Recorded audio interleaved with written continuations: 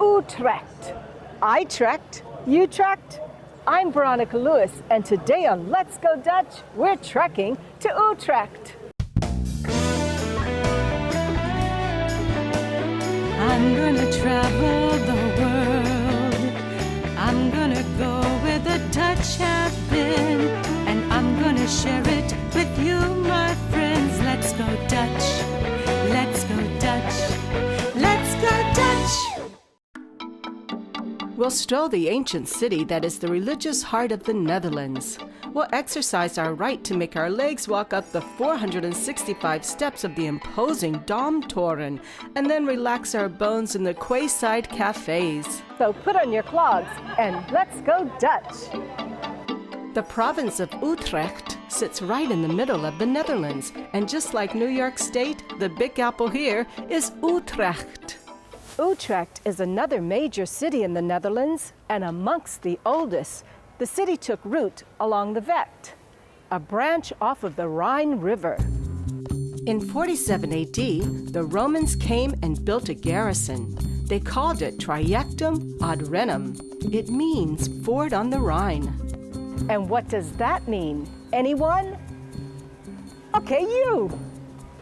Like a bunch of clowns piling into a car, the Romans piled into their Ford Model T and rolled on down the Rhine. Perhaps in search of wine. Nay, whore. Anyone else? You. How about a shallow crossing on the Rhine River? There we go. Like perhaps if you were getting directions to the garrison, they'd say, "You trek across the river there." And that was later Hollandized into Utrecht. Utrecht, well there, Billy boy. The Romans were wiped out in the 3rd century by Germanic tribes, and then a Frankish king came along in 689. He was King Pepin II, and by defeating the Frisian king Radboud, took control of the province. Pepin had recently converted to Christianity, and he appointed a bishop who then set about converting the people. So right from the start, Utrecht had tremendous religious ties.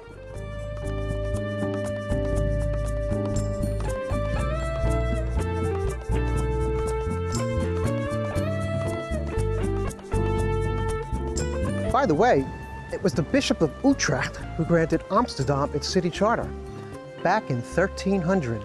Dank u, Herr Willem. Got another important date for us?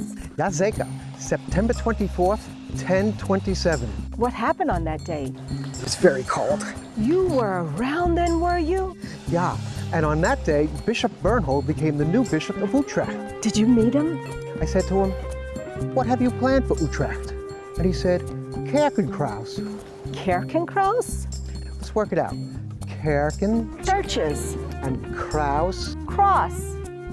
Aha! The cross of churches. Bernhold's plan was to build a cross of 4 churches spread around the city with the Domtoren at the center How did he do? to survive along with the Domtoren.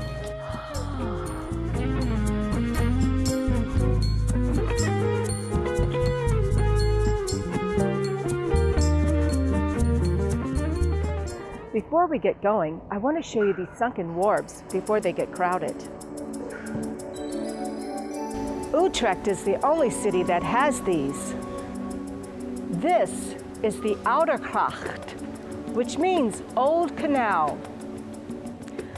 Around the 13th century, the water level dropped, and so the Dutch built these wharves along with cellar warehouses. They are now cafes, and as you'll see later, quite popular.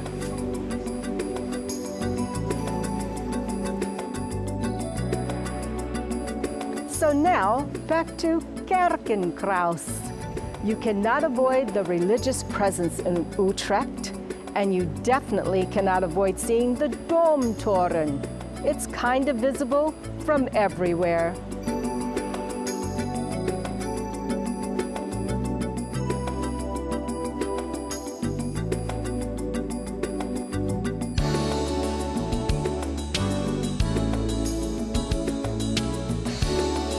Surprisingly, it only took 61 years to build the tower. They finished in 1382. You know, it's possible there's a reason why it only took 61 years. What would that be? See that cathedral right there? St. Martin's Cathedral. Well, St. Martin's and the Domtoren used to be just like that. And construction on St. Martin's began in 1254. That sounds more like it. 128 years. What happened? A tornado went to confession one day back in 1674. Tore right through trying to get first in line. If you're up for a few steps, the Domtoren offers sweeping views of the city. There are 465 steps to the top, but the tour guide will stop at a few levels and tell you about the tower.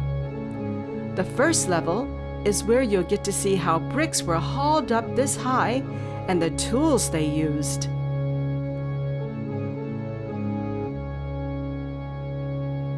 The next level is the bells.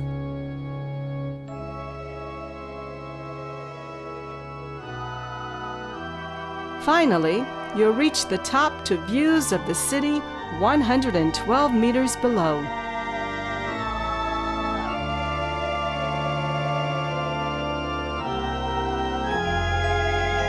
Dome, dome under, dome, dome under, dome, dome under. Want to learn more about the storm that brought part of the church down? Or how about seeing the pile of rubble still laying in spots where it fell?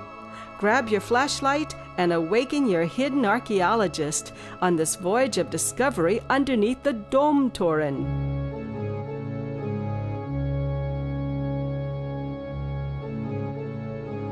The Netherlands is a culturally rich country. All the major cities sport serious museums.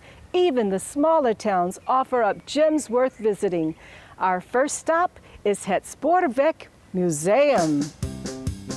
Rail travel in America is more of a train wreck if anything. Late, canceled, derailed, high prices, not enough routes. Face it, the car is king. But in Europe, there is a long history of rail travel. This museum is a tour through the romantic age of trains.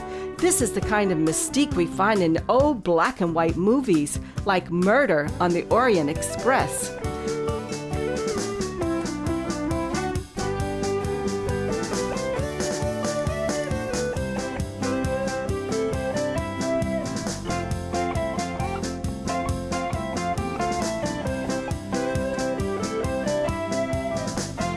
You'll be surprised how much your kids will take to this monument of an era gone by. They'll be dazzled sitting up front on a harrowing ride in a simulator.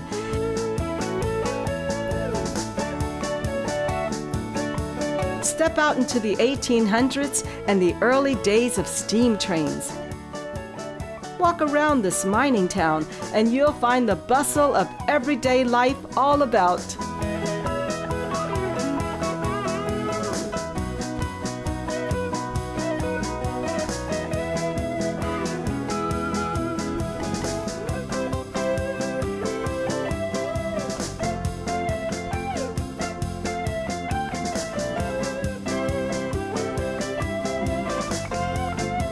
The train is getting ready to leave.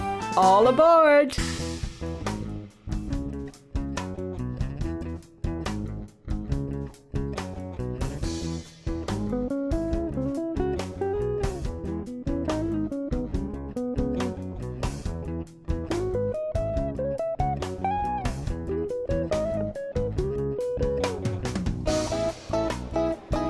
Our musician friends should really love this next museum.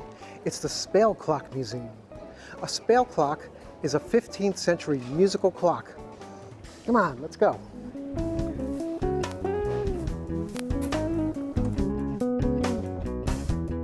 Housed in the Boerkerk, a 13th century parish church, the Spale Clock Museum is a delightful journey through mechanical instruments of centuries past. Quite fitting for a former church, our tour starts with the carillon. From there, we find the automatons, mechanical clocks with moving figures, such as this clock from 1770.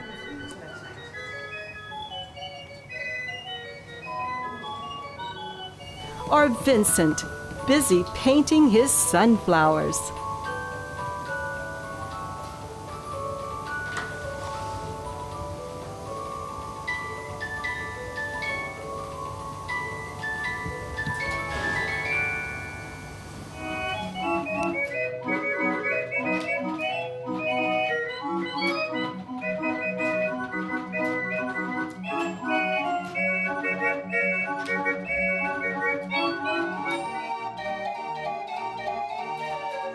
The big barrel organs are known as the dry orgel, and you can still see them on the streets in Gouda and other cities.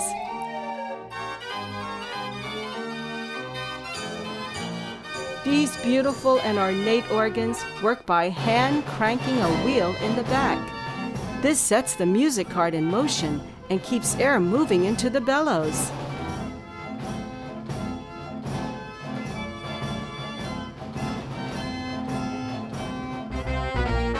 The museum has a wonderful collection of orchestrions, mechanical orchestras.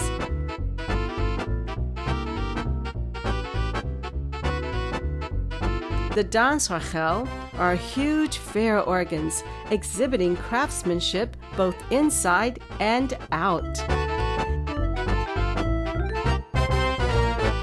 These giants were meant for dancing, hence the name dansorgel.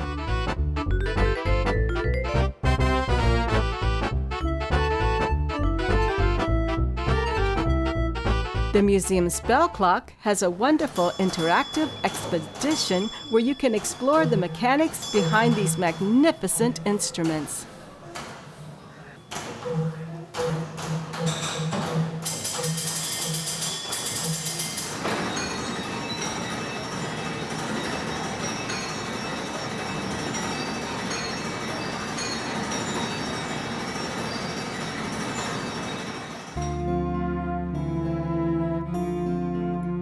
See that tower up there? Well, for a little neighborhood church, that tower has a story all its own, and our own storyteller is going to tell us all about it. Charles V, who was the Spanish Habsburg ruler, built Vredenburg Castle nearby in order to control the Dutch provinces. In 1576, Dutch rebels laid siege to Vredenburg, and a year later, a cannon was installed in that tower and aimed at Vredenburg. As a Spanish garrison, the Dutch hated it, and by 1581 they had torn it down completely. But wait, isn't there one more tale to be told? Indeed there is, and this one is sure to go over well with fans of Poe. In 1529, a 30-year-old nun named Sister Berken decided she had enough of the world. Here in the choir of the Burgkerk, she lived out her life in a bricked-up cell. When the church wanted to remodel the choir, they had to wait until she died, and that wasn't until 1586. One thing to remember when in Europe is that the treasures are all around, not just in the museums. The cities of Old World Europe are themselves a museum, and around each corner is a story from history. Here's an interesting building. This is part of Utrecht University. It's the Academiegebouw. Gebouw means building. Let's turn to Willem for some history. This neo-Renaissance building dates back to 1874. However, the auditorium dates back to 1462. In 1636, the city gave the auditorium to the newly founded Utrecht University. This magnificent facade was the city's gift for the university's 250th anniversary. Veronica, what's that you've got? It's the Union of Utrecht Treaty. The Unie van Utrecht. That doc was signed in that auditorium in 1579. This is regarded as the start of Dutch independence as it unified the 7 Dutch provinces. By 1580, more cities, including those in Flanders, signed. The statue outside the Academiegebouw is Jan de Oude, Count of Nassau. He was the main man behind the writing of the Union of Utrecht. Oh, and his brother is none other than William the Silent, The treaty was not really a single document, but many. They weren't all signed here in Utrecht either, but since most were, the treaty became known as the Unie van Utrecht.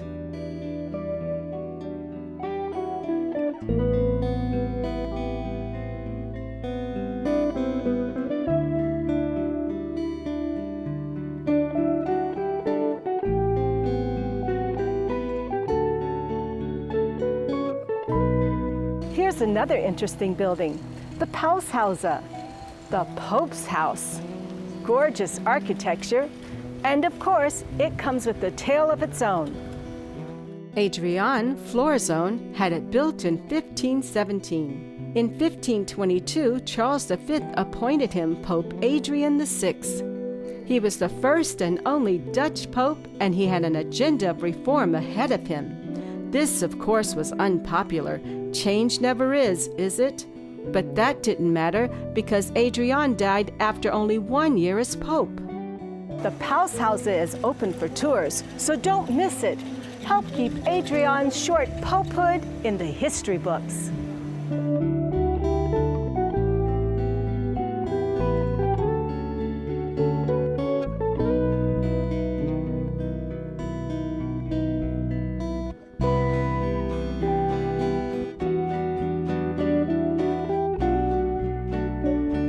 Trajectum lumen, Shed some light on that for us.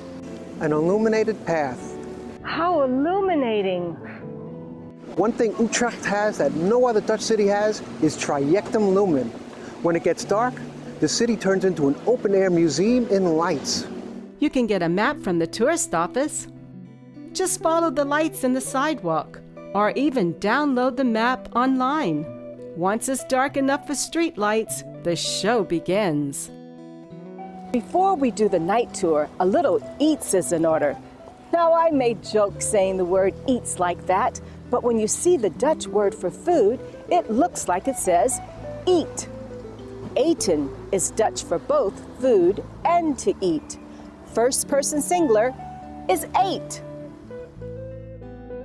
When the weather screams al fresco, the sunken wharves scream eat here. And many heed the call, as the wharves are both along the canal but isolated from the street above. That is a restaurant, the Stadskasteel Oudaan. While eating by the sunken quays is cool, what I find cooler than cool is a place like that. Tell us why this is the place, Billy E.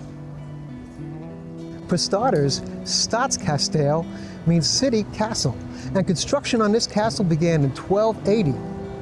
It became a home for the poor in 1758 when the Dutch Reformed Church took it over. Later on, it became a student association, and now it's a restaurant. Not your typical diner. I'm hungry. You hungry? Let's trek on in.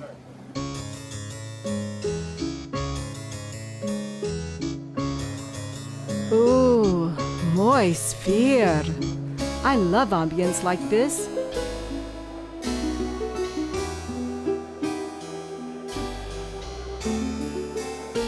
Now, let's see what's on the menu. Prost!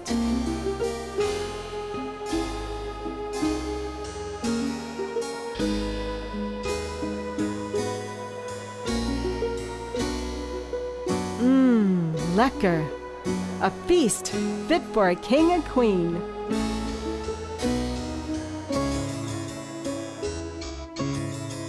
In the basement of the castle is a brewery. While modern looking, the castle has had a brewery since medieval times. I guess we know who supplied the beer for the wedding when Frederick van Drachenburg married Cornelia van Oudaan. He lived across the canal in Drachenborg, which was also built around the same time period.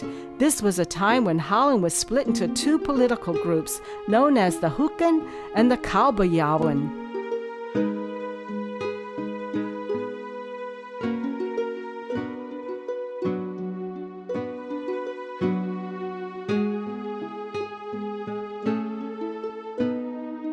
Strolling Driving around ancient cities at night is always at the top of my night-seeing list. And now that it's getting dark, it's time to start the Trajectum Lumen Trail.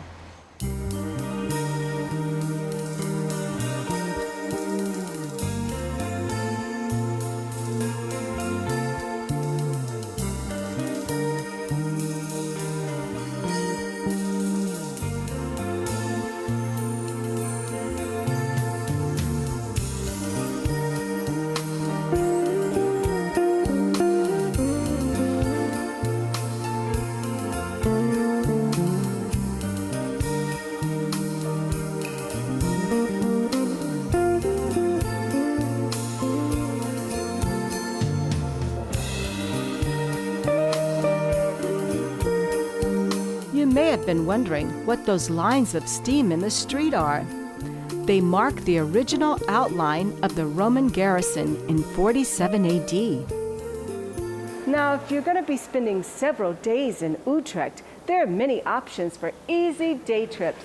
Like Amsterdam, Utrecht is a major transit hub. There are other cities nearby, but better yet, Utrecht is castle and palace country. In the mood for a little castle hunting? The best castle in the area, and in fact one of the best in Nederland, is Kasteel de Haar. The land and original castle were given to the De Haar family in 1391. In 1440, the last De Haar died and the powerful von Zalen family acquired ownership. That castle burnt down in 1482 and a new one was built in the 16th century but fell into ruin after 1641. Cut to 1887 when Etienne von Zalen von Nieuwelt married Helena de Rothschild.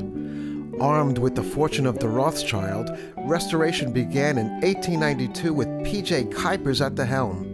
The renovations turned this medieval castle from just a coal shell to a monumental palace. Kasteel de Haar has a high wow factor. As you step into the neo-Gothic main hall, you're sure to say, wow. Just what Etienne and Helena expected to hear. This was a fine room to dazzle your guests in. So much to see everywhere you look. What's cooking? There's a smell of garlic throughout the castle. Let's stop down in the kitchen for a peek. Our route is beautifully lined with tiles. Wow, nice kitchen. State of the art in its day.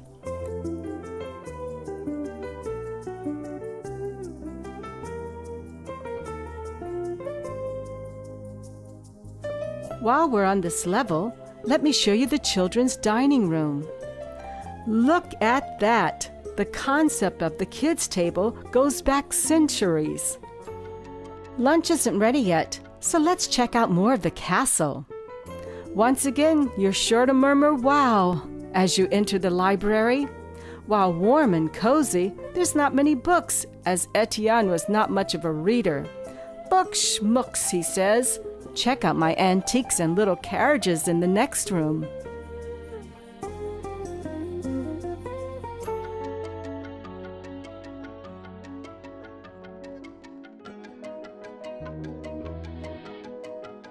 This is the men's gathering room, the Herringkamer.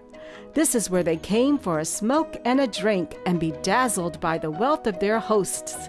And speaking of wealth, Helena was busy showing off her state-of-the-art hair salon. Lunch is ready. The Eetkamer provides a moist setting for the guests with its tapestry, comfy leather-bound chairs, and neo-Gothic fireplace. No castle would be complete without a ballsaal. This ballroom comes complete with a musician's balcony. La-ti-da! Okay, lunch is over. Everyone out. Ha weg! Oh, and be sure to marvel at our gardens on your way out, just in case you missed them on the way in.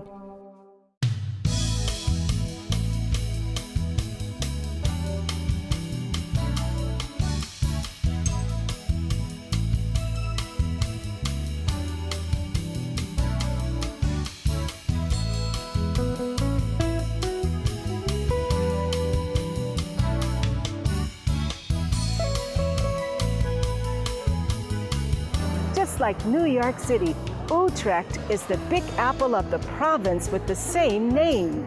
It's a fun, energetic city with history just a few bike paths away. So the next time someone asks you, Utrecht, be sure to say, I trekked. I'm Veronica Lewis. Join us again next time on Let's Go Dutch as we explore more of Holland and beyond. Tot ziens!